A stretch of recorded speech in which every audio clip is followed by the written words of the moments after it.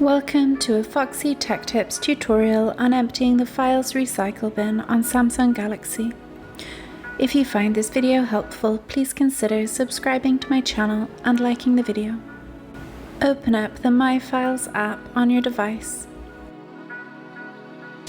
Tap on the 3 vertical dots button in the top right corner, and then select Recycle Bin from the menu that appears. In the Recycle bin, tap the 3 vertical dots again, and then tap Empty. Tap Empty Recycle Bin on the pop-up. Your Files Recycle bin is now empty. And that draws an end to this tutorial. Please like the video if you found it helpful and subscribe to Foxy Tech Tips for more Samsung Galaxy tips and tricks.